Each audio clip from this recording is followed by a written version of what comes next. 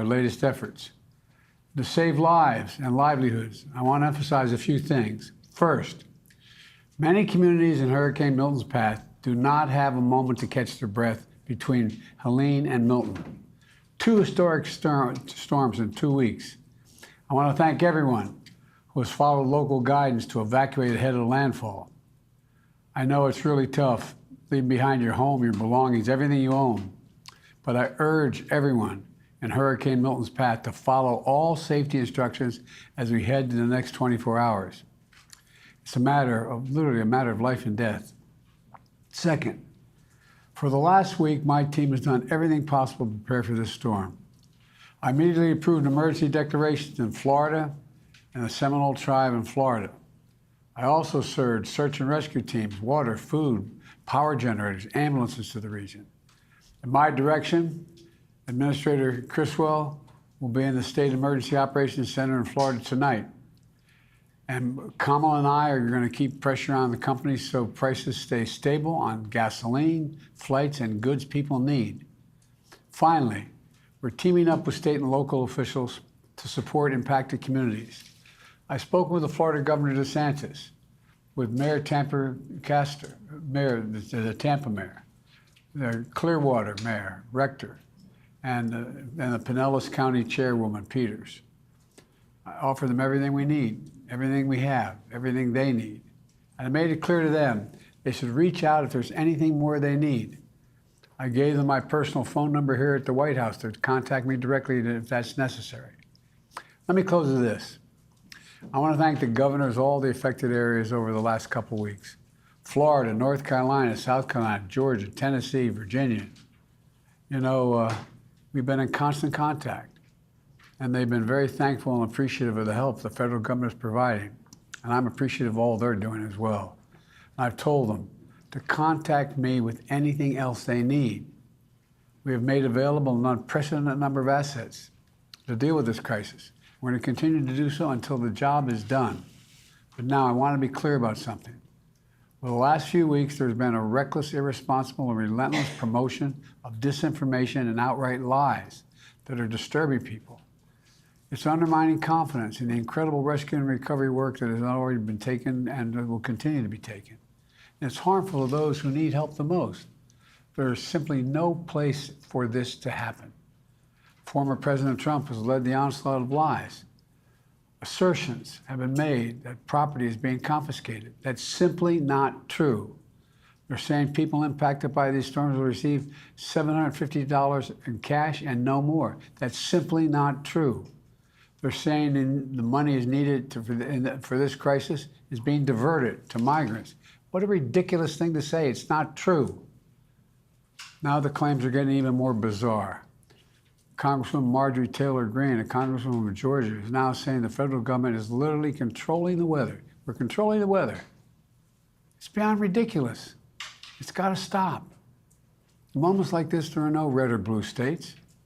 There's one United States of America, where neighbors are helping neighbors.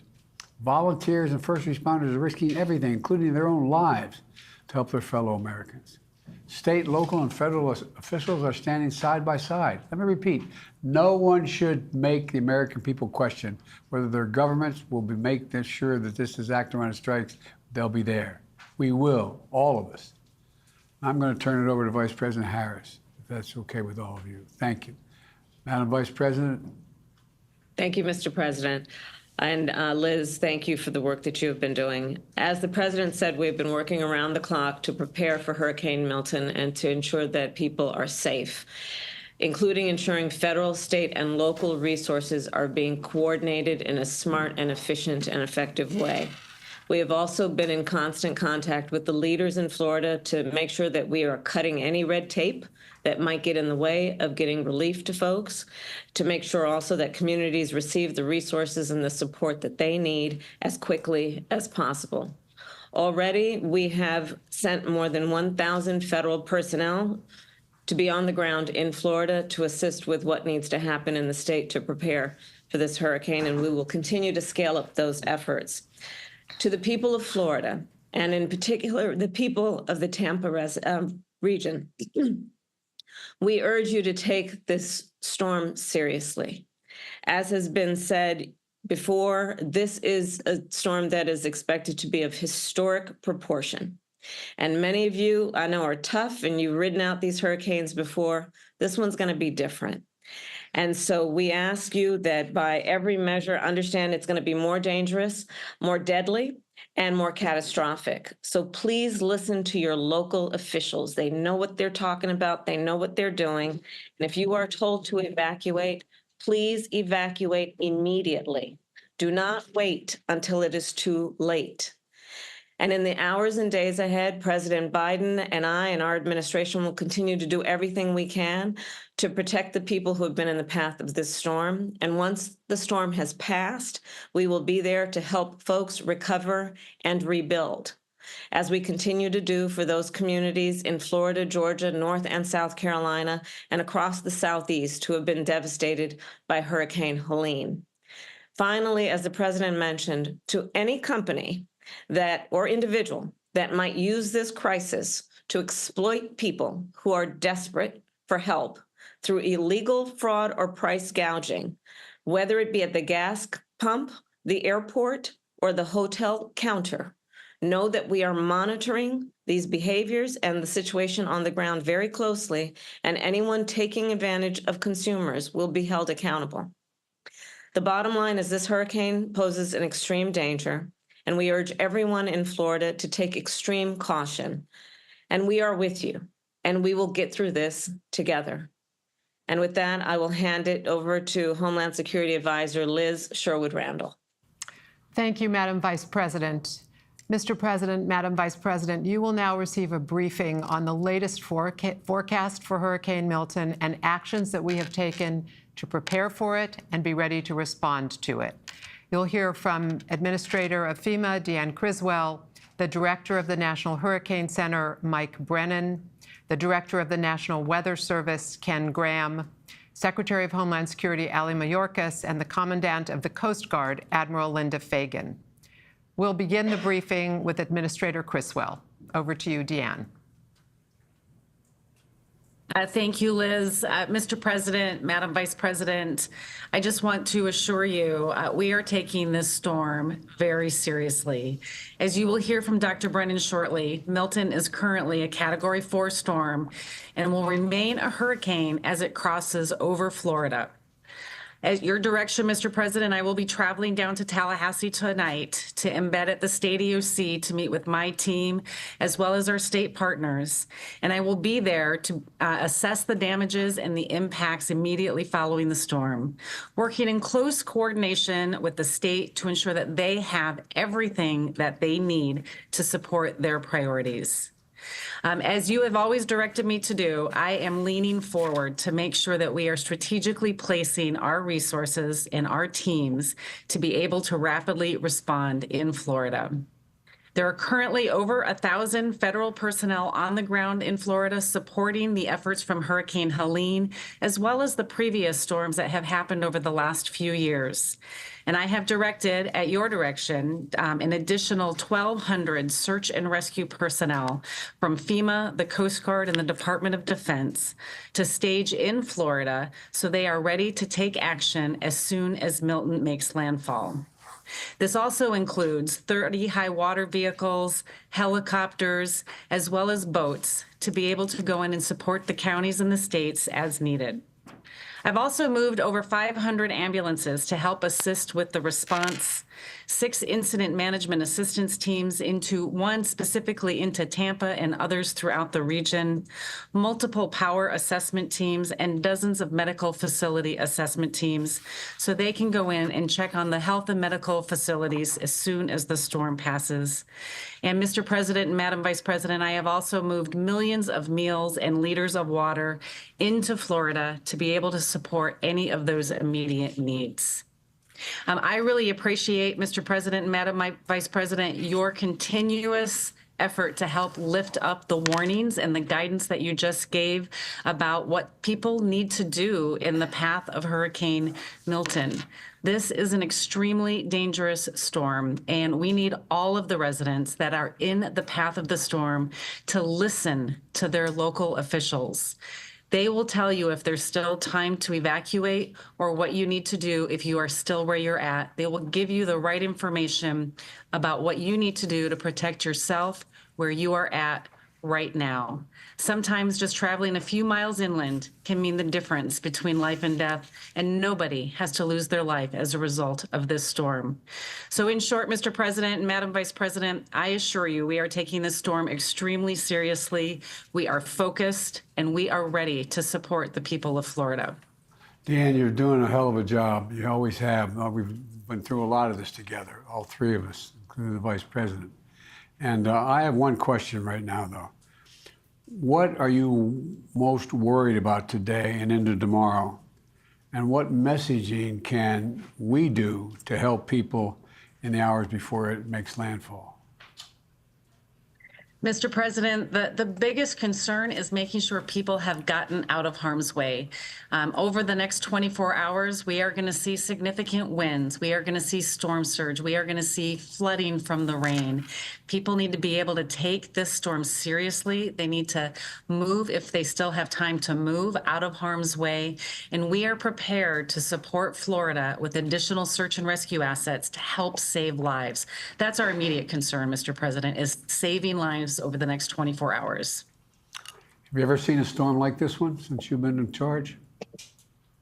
I think this is going to be one of the biggest ones that we have seen after it makes landfall. I mean, we saw a lot of impact from Hurricane Ian, but this one is different. This one just looks different, and I think we're going to have a lot of impacts and people that are going to need our help, sir. Well, thank you very much. Administrator Thank you. Criswell, Yes, ma'am.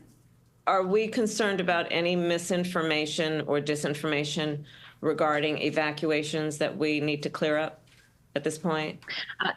There's been a lot of misinformation out there, Madam Vice President, that's for sure. But I have not heard anything specific to the evacuations. I think that the local officials, the state officials have been very strong in getting that message out there and getting people to move out of harm's way. I was in Florida on Monday.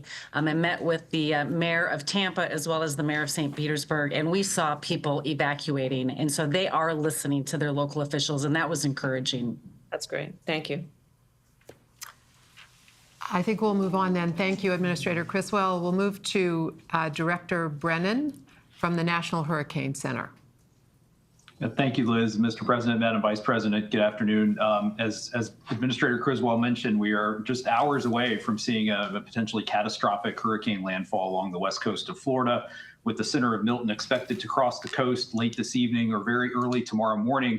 Is a powerful major hurricane and a large hurricane at that. We are already seeing multiple life-threatening hazards playing out across Florida. We have multiple tornado warnings in effect across portions of southern Florida. We're seeing winds increasing, heavy rainfall spreading across much of the state. And conditions are going to rapidly deteriorate over the next few hours, especially where landfall is going to occur along the west coast. That's where we're expecting that devastating storm surge of as much as 10 to 15 feet above ground level, from somewhere near the Tampa Bay region southward to Port Charlotte, with significant storm surge extending hundreds of miles even farther south to the Fort Myers and Naples area. And that is why we have been supporting so many evacuation decisions to get people away from that devastating storm surge. Time is running out now for people to leave along the west coast before conditions deteriorate further. Additionally, Milton is going to be a powerful hurricane when it makes landfall and move quickly across the state and remain at hurricane intensity as it moves across Florida tonight and as it enters the western Atlantic during the day tomorrow. So that is going to bring the risk of hurricane conditions to much of the central portion of the state. We have hurricane warnings in effect from Fort Myers up through Tampa to Cedar Key along the west coast, all the way through the I-4 corridor across Orlando to Daytona Beach, up to St. Augustine, including the Cape Canaveral area and the East Coast down to Port St. Lucie. So a large area is at risk of seeing devastating wind impacts, widespread power outages, structural damage. And that could lead to a very unsafe environment after the storm, where we tend to see a lot of post-storm fatalities in this very dangerous environment that's left. Additionally, we are expecting very heavy rainfall, 6 to 12 inches, amounts as high as 18 inches across the heavily populated I-4 corridor from Tampa to Orlando to Daytona Beach. which could lead to widespread catastrophic and life-threatening flash flooding and urban flooding tonight and into Thursday in that area. And that's an area where we lost about 16 people in Hurricane Ian to that same type of flooding. So there's a tremendous risk to both life and property there. I do want to thank the administrator and FEMA and her for her team's support and our coordination on that. And I finally want to thank the NOAA and Air Force Reserve hurricane hunters who've been flying into Milton for days now, providing us just tremendously valuable direct data that has really helped inform our life-saving forecast and warnings. So thank you, Mr. President, Madam Vice President. Mike, I know you're tired of hearing from me. I've been talking to you so much lately, but I appreciate your constant input you've given me and let me know what's going on. What more can you tell us about how the location of this storm is going to affect the storm surge in Florida? I mean, because that's pretty consequential, right? The surge. I mean, that's what you're focusing on. Yes, Mr. President, just a shift of a few miles in the landfall location will make a big difference in what area sees that very worst storm surge. So a track of the center to the north of Tampa Bay would push the highest storm surge into Tampa Bay itself. A track 5 or 10 or 20 miles south would push that higher storm surge, say, down to the Sarasota, Port Charlotte area. Even as close as we are to landfall, it's not really possible to tell exactly where that worst surge will occur. It's one wobble away from shifting 10 or 20 miles. So that's why we've conveyed that risk across such a large area to help support the evacuation of much of that west central coast of Florida. But Tampa Bay is particularly vulnerable, correct? Correct. Yes, Mr. President. It's one of the most vulnerable locations along the entire west coast of Florida because water gets funneled up into the bay. If you were to see a worst case scenario there, you could see storm surge as much as twice as high as they saw during Helene, where it got up to 7 or 8 feet in the bay. It could potentially get up above 10 feet in this event. Well, thanks a lot, Mike. I appreciate it. Hey, Mike, it's Yes. good to see you again, and thank you for all your work. So for the folks who have been living in Florida a long time and have experienced these storms many times, how are you talking with them about how this is going to be different? And so the difference between what they're used to and what this will be as a way to hopefully give them more encouragement to know that they need to get out. Yeah, thank you, Madam Vice President. Yes, we've been emphasizing the size and the intensity of the storm and the direction at which it's approaching, which is unusual and really raises that storm surge risk for the west coast of Florida. We typically see hurricanes approach the west coast of Florida from the south or southeast, moving parallel to the coast. This track more perpendicular to the coast really raises the storm surge risk. And the size of the storm is going to produce hazardous impacts across much of the peninsula. So we've been hitting the surge risk on both coasts, actually, the hurricane force winds, the flooding rainfall threat, the tornadoes, and trying to re-emphasize the scale and breadth of the threat, which is somewhat unusual for Milton. Thank you, and thanks for your good work. It's good Mike, to see one you more again. Yes, question. sir. For people listening, what is the width of the state of Florida from the Tampa Bay area across to Sebastian Inlet in that area to Palm Beach? What kind of distance are we talking about? Across the state of Florida, you're probably talking about, 150, 200 miles. That's an estimate, but the storm's going to be moving at 15 miles per hour. So it's going to be moving across that area very quickly. And the tropical storm force winds, the 30, 40 mile per hour winds or greater now extend almost out more than 200 miles from the center. They're going to get even larger as the storm approaches the coastline. So that's going to cause those wind impacts to affect much of the state. The reason I asked the question is I think, at least for me, having done a lot of this the last 3 years, emphasizes the consequential damage this storm can do. I mean, it's going to enter Florida on the west as a hurricane and leave as a hurricane. And that's pretty unusual. Anyway, thank you. Yes, sir. Thank you. Thank you so much. We will move on now to the National Weather Service Director, Ken Graham. All right, thanks, Liz. I appreciate it, and wanted to thank Administrator Criswell for everything through this, and Dr. Brennan as well. The Hurricane Center has been really focused on this and on it with such a great forecast the whole way. I just wish we could minimize those impacts, but that doesn't look like what's going to happen. So, Mr. President and Madam Vice President, we continue to work at the National Weather Service with our federal, state, and local decision makers during the storms.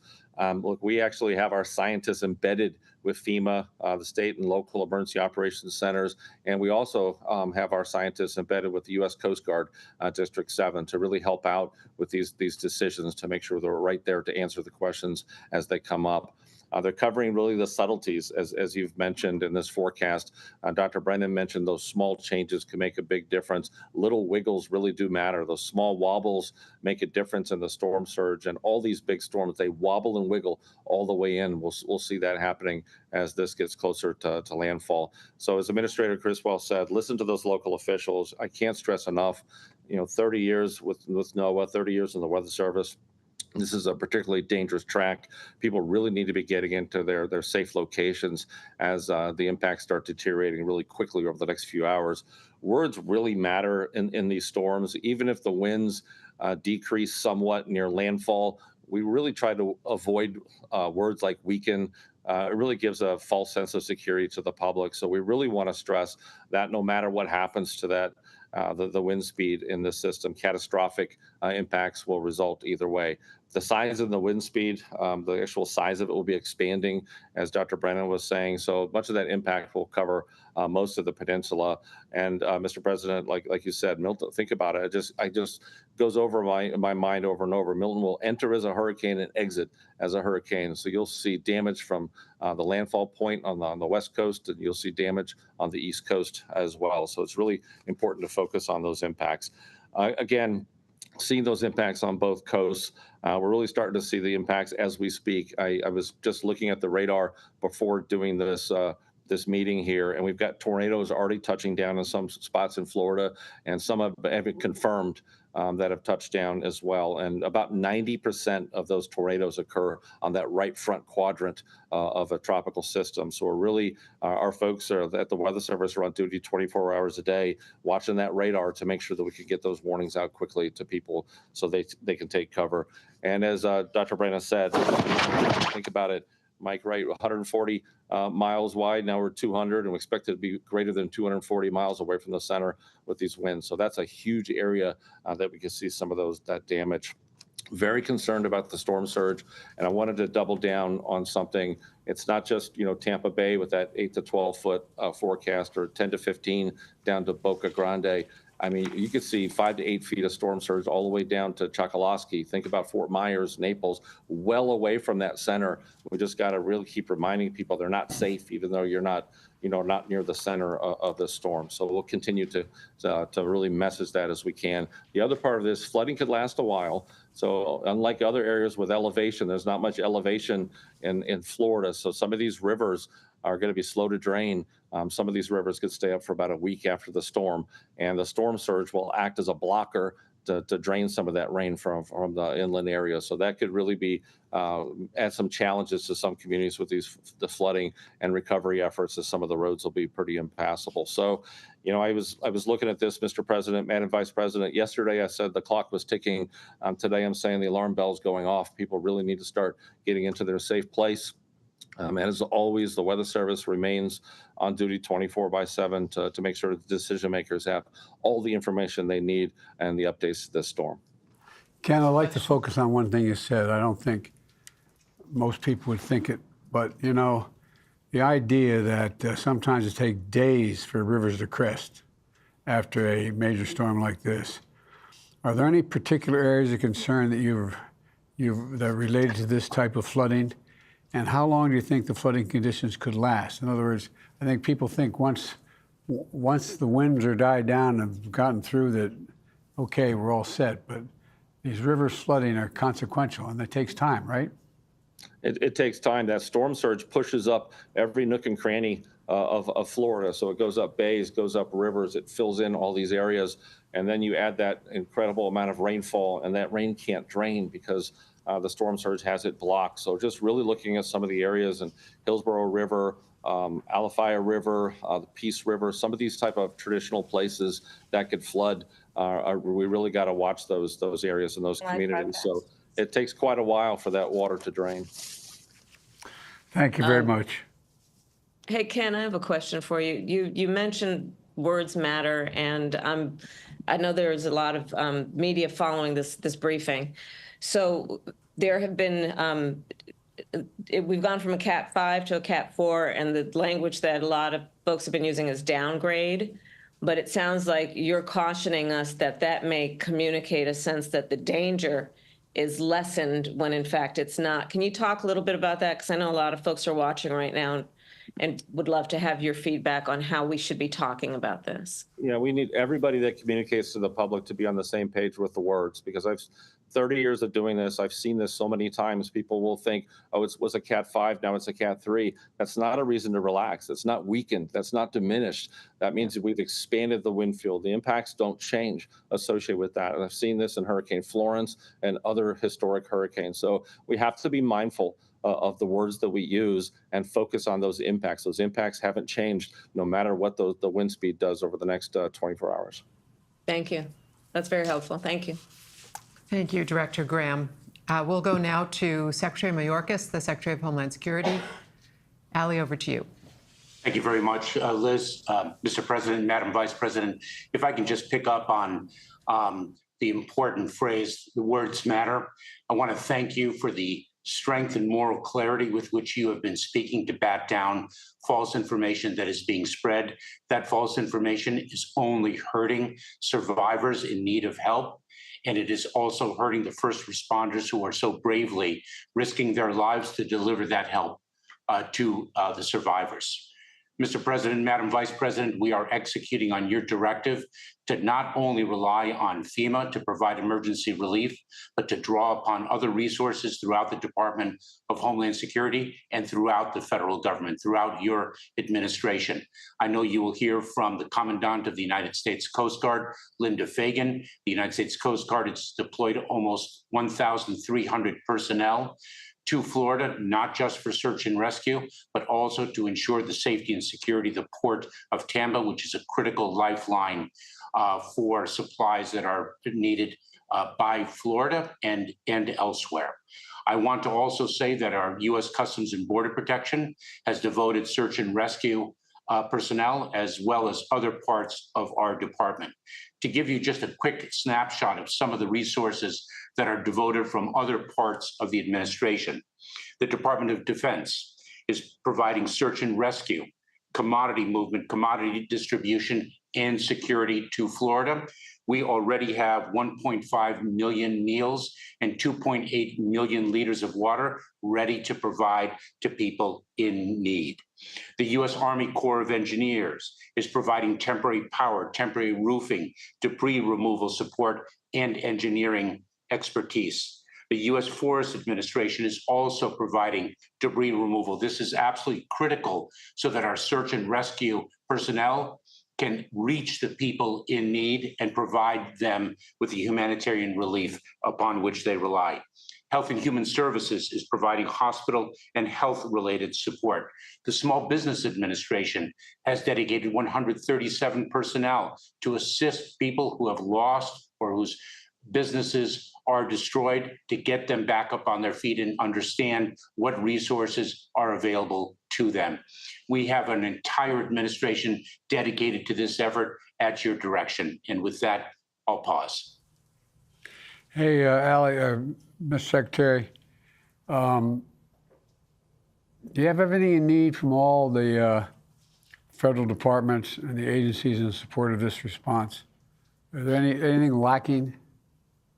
We certainly do have all of the resources. We are well positioned to continue to respond to Hurricane Helene, to respond to Hurricane Milton. Mr. President, we are meeting the moment and meeting the challenges because of the extraordinary people who've spoken before me. Well, I want to thank the governors. They've stepped up.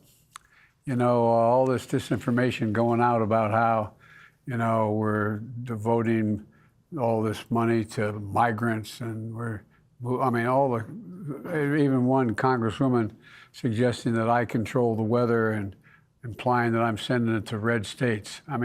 It's stuff off the wall. It's like out of a comic book. But, people, when they're in trouble, or for example, and I asked this to our administrator, they said that you get $750 and that's it. If you lost everything, you get $750. That's not it. That's just you give you immediately what you need to get by the next day, to get a prescription, to get a whatever. Are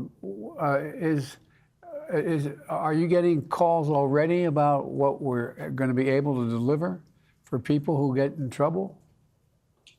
We are, Mr. President. Let me say that, you know, one of the false narratives is that the federal employees who are actually delivering assistance will take an individual's land. And that is causing individual survivors not to approach the people who are there to help and obtain the relief to which they are entitled and that we have available to them. And the Vice President knows very well, as a former prosecutor, that false information only is fuel for the criminal element to exploit individuals in positions of vulnerability. And Madam Vice President, your words at the outset were so very important for that reason. Thank you. Mr. Secretary, I want to thank you and the folks in your agency working with FEMA, NOAA, and all the federal agencies. I've been on the ground, and the work that you all have been doing to coordinate with local and state law enforcement and first responders has been outstanding. It really does show the best of the kind of work that we do in a moment of crisis to work together. So I applaud the folks that work with you and your leadership in that regard. Thank you, Madam Vice President. Thank you, Secretary Mayorkas. We'll go now to Admiral Linda Fagan, the Commandant of the U.S. Coast Guard. Thank you, Mr. President, Madam Vice President, and I want to assure you that the Coast Guard is ready to respond. We continue to monitor the storm closely and are mindful of how dangerous and devastating the storm is and the potential to the region, which is still recovering from Hurricane Helene. My senior field commanders are well integrated with both the state and local emergency responders and have stood up incident commands. We continue to surge personnel and assets from across the country into the region. And I want to highlight how we prepare for storms. And so we have people in helicopters and aircraft and boats and cutters that would have been in harm's way for the passage of this storm. And we have sorely moved those people and assets out of harm's way for the storm. They are ready and positioned to begin to move back into the region as soon as it is safe to do so. In addition to the aircraft and ships and boats, it includes shallow water boats, medical teams, pollution response teams, crisis support teams. Our top priority is saving lives and safeguarding the marine transportation system. This also includes responding to any pollution incidents. We will begin to move back into the region as soon as it is safe to do so, with our primary initial focus being life-saving work and reopening the ports to re-enable the flow of commerce. I want to focus just for a minute on the Port of Tampa, which is the largest port in Florida. And depending on the impacts of the storm, there could be some impacts to the port and commerce flow.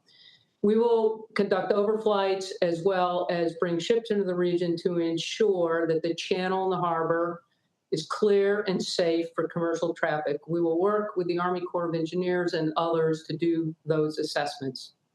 We'll work to reestablish the aids to navigation constellation and work with the pilotage in the area to ensure that ships are able to move safely in and out of the Port of Tampa. We'll also need to ensure that the port has electricity for handling of cargo and cargo flows. So I share this with you, Mr. President, because we are myopically focused on regaining commerce flows into the Port of Tampa once the assessments are able to be made. It does take a little bit of time, but we will move with all urgency to ensure that Tampa is reopened for commerce and commercial flows. We continue to monitor the storm closely, and a number of our briefers have spoken on the need to heed the evacuation orders. And just like to emphasize that my first responders, and as one of the critical first response agencies pours a hurricane response like that, my first responders have moved out of harm's way and are not in the path of the storm. They are ready for immediate reconstitution into the area, and you will see them moving quickly.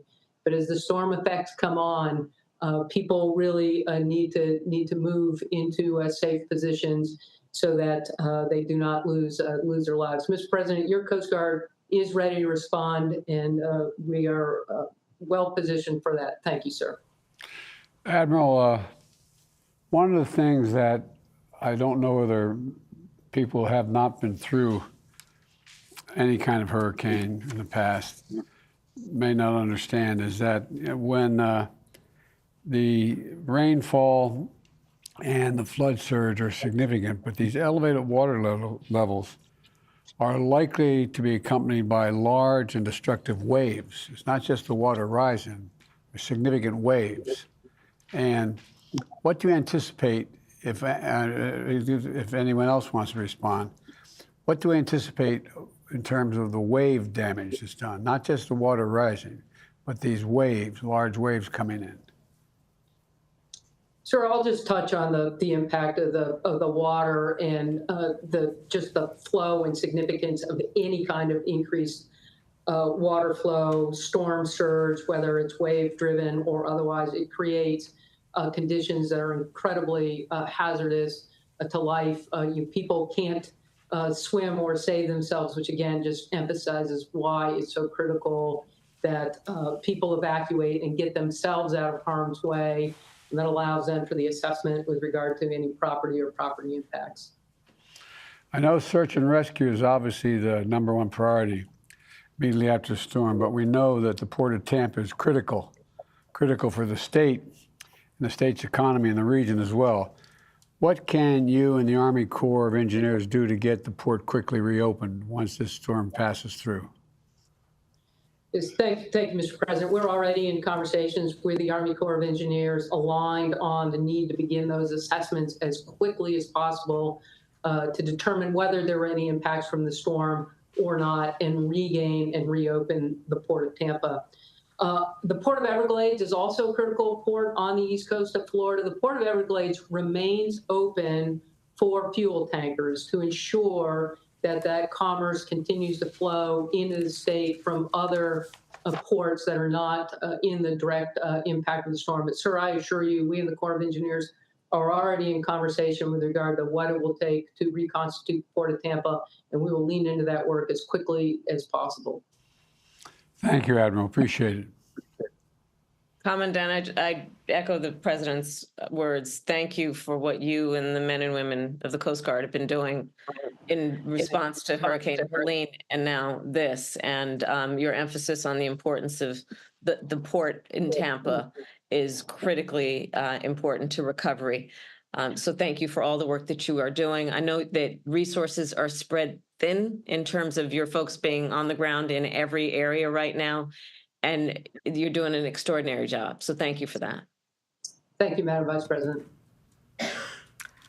To each of the dedicated professionals on this screen, we are truly in your debt and in debt to your teams for what they are doing right now to prepare for and respond to what is coming to Florida this evening. With that, we will conclude the public part of this briefing. And if you'll just stay on the screen for a few minutes, we can I say one have closing further thing? conversation. Of course, Mr. President. Pass on to your folks how much we respect and understand. A lot of these folks are risking their lives. Yes. They're risking their lives to help other people. I mean, this is Americans helping Americans in ways that when, you know, to me, it's a measure of who we are as a nation when we see this happen. And it constantly happens. Americans stepping up to help other Americans and risking their lives. So thank all these first responders. It really matters. Really, from the bottom of our heart, thank you, thank you, thank you. Sorry. We're ready. Mr. President, what's your message to Donald Trump?